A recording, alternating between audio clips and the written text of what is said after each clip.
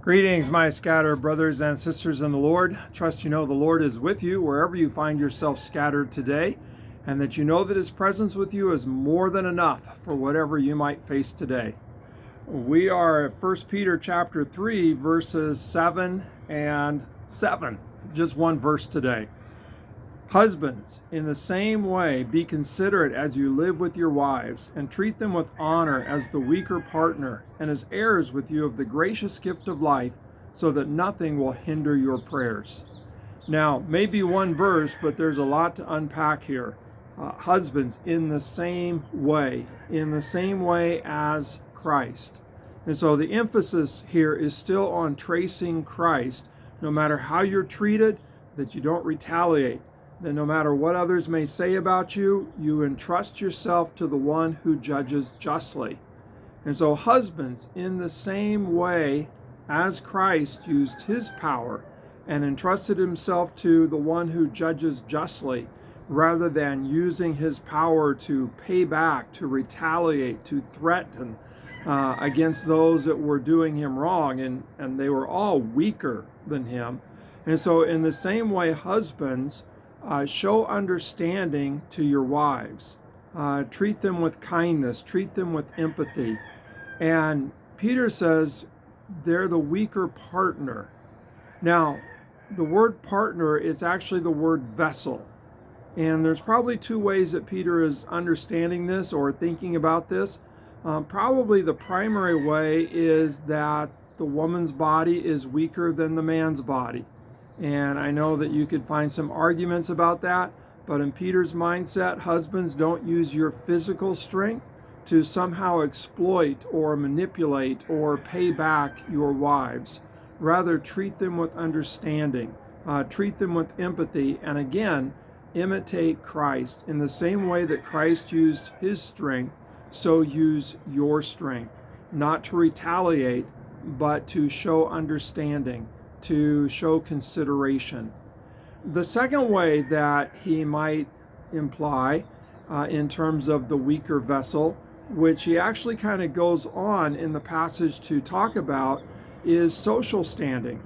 And so husbands, especially in their day, were seen as head of the household, and to use that social power as a means of exploitation or controlling or manipulating or paying back their wives.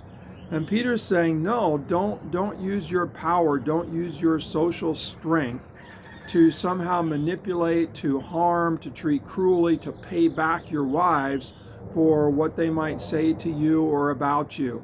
No, imitate Christ in the use of your power. And so let me read it one more time and kind of highlight that.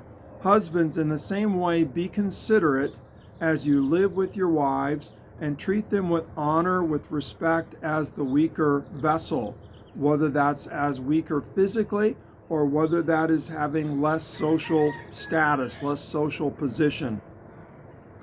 As the weaker partner, and as heirs with you of the gracious gift of life.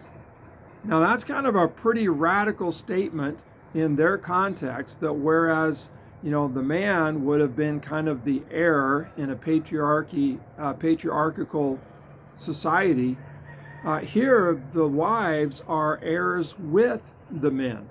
And so they're co-heirs of this gift of life, this grace of life.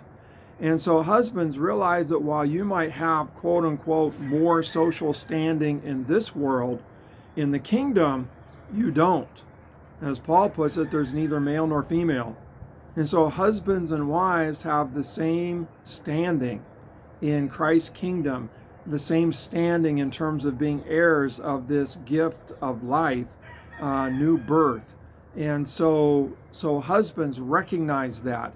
And so don't use your social standing, or don't forget that your wives have the same social standing as you do in Christ's kingdom and this gift of life. Okay, one more part. I told you it's kind of one verse, but a lot to it. So that nothing will hinder your prayers. And so if you're out of step with your wife, if you're abusing your wife, mistreating your wife, using your power to somehow retaliate or exploit, then your prayers are hindered. It's like your prayers are not going to get through to God unless you or until you make things right with your wife. And so if you want your prayers heard, better do your wife right. Now, in the same way as Christ, and the only way that we're able to imitate Christ is because by his wounds we have been healed. And so we don't just do this by our own strength. We are able to treat our wives rightly because we've been healed.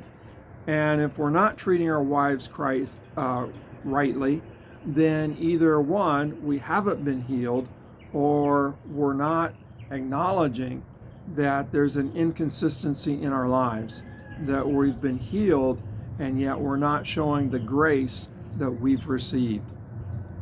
So that would kind of call into question, how deep is our healing? Now, I know that not all of you who are watching this are husbands.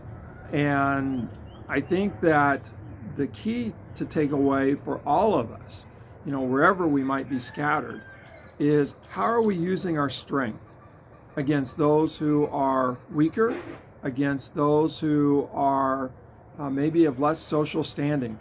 How are we using our strength? And maybe instead of saying, how are we using our strength against, maybe the real question is, how are we using our strength for? And so that we don't use strength to exploit, to retaliate, to threaten, to pay back, but rather we use strength in an understanding way to build up, to encourage, and to recognize that we are co-heirs of the gift of life, and that if we're using our strength in any kind of way to retaliate or to exploit, to threaten someone, then that's getting in the way of our prayers to God. We want to use our strength in a Christ-like way. We need to be healed.